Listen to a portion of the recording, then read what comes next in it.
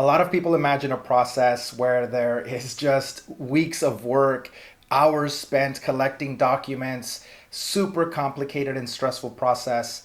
And the truth is that it's really not that way. It is a lot simpler than you think. And we've narrowed down our process and simplified it to make sure that you know exactly what we need from you up front. And it's pretty simple. Let me walk you through it. When you begin the process of submitting an application, there are a couple of things that you want to separate. Number one is the electronic application where you fill in your income information, where you've worked, your address history. It's going to ask you a whole bunch of questions and run you through that. It should take you about 20 minutes to submit the electronic part of the application. But then we get on to the documents, and this is where usually people get a little bit tripped up. So let's go over the things that you need to submit for pretty much any lender when it comes to applying for a mortgage. We're going to start first with your pay stubs. Now, if you're a W-2 employee, we need to have your pay stubs covering at least the most recent 30 days. Now, if you're someone that receives overtime and bonus income, you're going to want to provide us the last pay stub of the 2 most recent years. This is helpful because it'll show us how much bonus and overtime income you got for the entire year. So as an example, someone that's applying today in 2025, if they got bonus and overtime income, we would also want the last pay stub for 2024 and the last pay stub from 2023. And oftentimes we can request those from your employer. So it's not something you need to stress about, but I also know that a lot of times people have access to their paychecks portal and they can just download those easily for us. So if you happen to have access to that, go ahead and grab those for us. If you don't worry about it. We'll get all that information from your employer. The second thing we're going to need are going to be your W-2s. Now, if you've been with your employer over the course of the past 2.5, 3 years, that should be simple. You can reach out to your HR department, or you can probably have access to download them online and give us the most recent 2 years of your W-2s. Now, if you held multiple jobs throughout those years, we're going to need W-2s for those previous employers as well. That can be complicated, and sometimes we can help you get a hold of those old HR departments to have them send you a W-2 as well. Obviously, the ones that matter the most are the current employers, but we'll help you if you can't find any of those W-2s, so we can have a clear history of all of your employers and also verify that you reported that income to the IRS. So those are definitely important, and sometimes people get a little tripped up on them, but don't worry. We can help you get them if you're having issues receiving those W-2s from your employers. The third thing that all lenders are going to ask you for are your assets. Now, a lot of times people just call them your bank statements, but the truth is that when you apply, we don't know from where you're going to get these assets.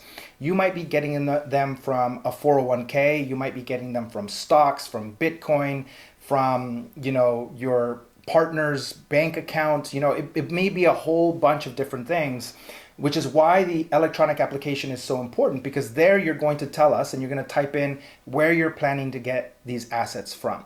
A basic rule for you to follow is that anywhere that the assets are going to come from, you want to get 2 months worth of bank statements from that particular source. So if you have a checking account, a 401k, and stocks, and you're planning to grab money from all of these sources, pool it together, and then use it for the purchase, then we need 2 months of statements from every one of those sources so that we can show the flow of assets into our file.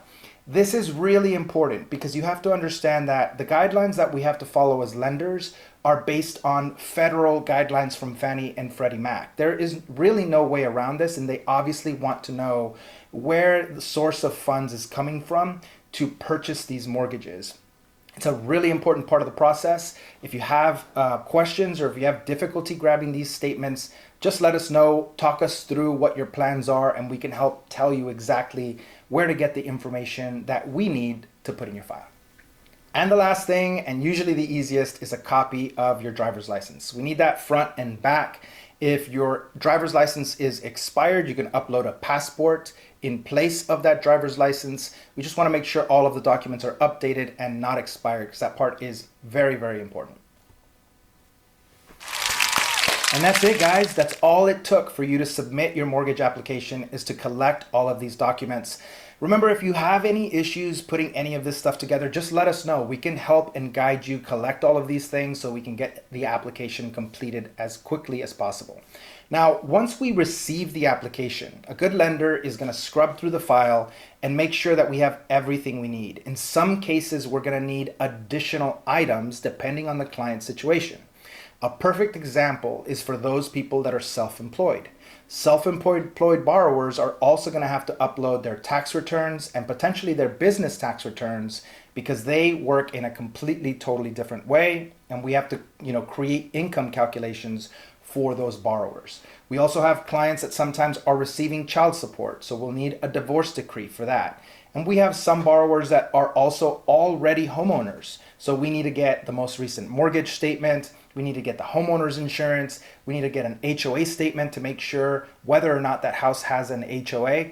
So just know that this is to submit the application. We're obviously going to go back, scrub the file, and then we'll send you an email with anything else we might need to clear things up and to get us a rock solid pre-approval.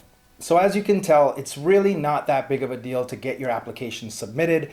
I promise the electronic application is much easier than you think, and collecting the documents, we can guide you through and provide the assistance that you need to find some of the documents that you might have trouble collecting. At the end of the day, what we want is accuracy. What we want is to be able to provide our clients with a genuine pre-approval, a rock solid pre-approval that they could shop with confidence with. That's what you should want, and that's certainly what we want for all of our clients.